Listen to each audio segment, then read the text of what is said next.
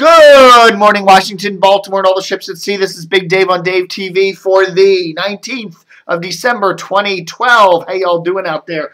Today, it's a very special edition of Dave TV. We're going to look at the top 10 media stories, local media stories for the Washington area, for the Baltimore area, for the Washable megalopolis for the last year. And I have to say, 2012 wasn't really a banner year for big news, okay? I mean, it really wasn't. I don't think we had any significant format flips on the radio at all this past year. I mean, nothing, it was kind of a slim pickings year, okay? In deferential treatment, that wonderful actor that rode the bomb down there in Dr. Strangelove. Anyhow, the top 10 media stories. It's the 19th of December. I don't think anything's going to happen from now unless the world ends on Friday. But, to change things, I'll have to do an update if suddenly somebody pulls a format flip, like WMAL flips to polkas or something on New Year's Eve, which could happen. But anyhow, okay, so what are the top 10 stories, in my opinion, in the Washington-Baltimore media market, what we cover here at DCRTV? Number 10 for 2012, the changes at WPFW. Basically, poor old Pacifica is going down the tubes. They don't know what the hell they're doing with the station. They're putting more network programming on, getting rid of some of the jazz during the days, and then they're reversing themselves, and they don't know what they're doing. I would have to say, of any station, big changes coming in 2013, PFW, I would definitely put them at the top of the list. Could be sold. Somebody else could buy them. Who knows what, but, that's a story that could develop in 2013, and it's our 10th top story for this year. Number 9. Number 9. Again, this is kind of stretching it, but this happened at the beginning of the year. WTOP fires Mark Plotkin. Kind of had a temper tantrum there. He's still seen on Channel 5, and you still see him around the media, but he was the long-time political correspondent there, political commentator for WTOP. Had that Mark Plotkin show every Friday or whatever.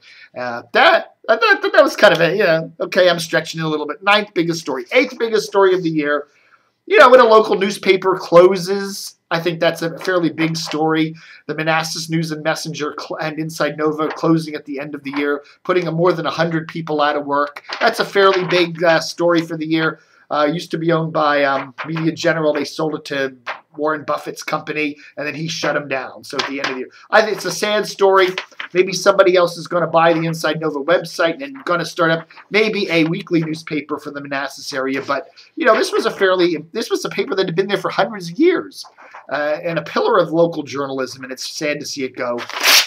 And that, my friend, is story number 8 for the year. Number 7 for the year, and again, one that only pretty much we've covered.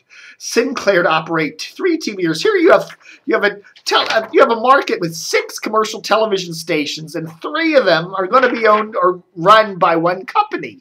That's a big story. But the Baltimore Sun doesn't seem to care. Maybe they have some kind of a deal. I don't know what. Maybe they've been paid to shut up. But to me, if 3 of 6 commercial TV stations in a market are operated or owned by one company, that ain't good. That's going to happen because Channel 24 there is being sold from Fox to some holding company, which Sinclair is going to run that along with Channel 45 and 54.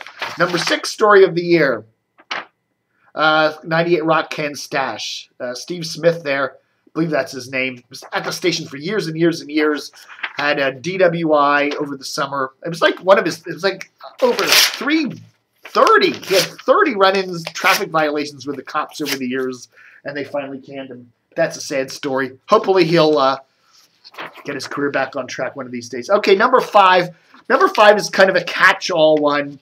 I call it transitions. All the different transitions for the year, and I just picked these out. These are people that either died or retired, okay? So this is our 5th place thing. Tomcat Reeder, longtime WAMU bluegrass guy, died. Kelly Knight, one of the first rock DJs over there at DC 101, died. Bernie McCain, longtime WOL Talkmeister, died. He also worked at WRC. Brian Carter, very famous Baltimore radio guy, died. John Chester, longtime WETA voice, retires, although he's still heard on WETA. Dan Daniels, a longtime sportscaster over there at Channel 4, passed away. Gordon Liddy, retired, longtime radio career. Dave Durian, retired, again, WBAL. Dave Feldman, leaving the market, a top sportscaster there at Channel 5. Excuse me, I got it. There we go. And continuing for number 5, Brian Strobel, a well-respected, very well-liked WFLS Fredericksburg DJ, run over by a car while walking his dog. He passed away. Jim London, longtime WMZQ DJ, died. Joe Krebs retires, longtime Channel 4 newsman. Jerry Gray, another WAMU bluegrass country guy, dies. And, of course, Bill Trumbull, one of the great WMAL personalities for many years, back when the station was cool, and it was a good station. Had an afternoon show there with Chris Core for many years. So those, don't have my camo cap with me, but tip of the camo cap to all those retirees and people we've lost in the past year. Number 4, WETA launches WETA UK. Okay, it's a cool new TV station, and I really like it. I think it's a cool idea, and I hope it sticks around for a long time. I think it's a great idea. Now that BBC America pretty much doesn't show any British shows. This is a cool little channel, and I watch it a lot, and I wish them all the best. And there we go. Cool station. Top story number 3 for 2012. WAMU tops WTOP. WAMU consistently the top station in the Washington market, beating out WTOP in the ratings. And, you know, what other market has a public radio news talker as its top station? So this is a pretty big development here, WAMU. You know, everybody thought with WNEW coming along that they would be stealing WTOP's thunder in the all-news arena, but no, it was WAMU. So that's top story numero 3. Top story number 2 for 2012.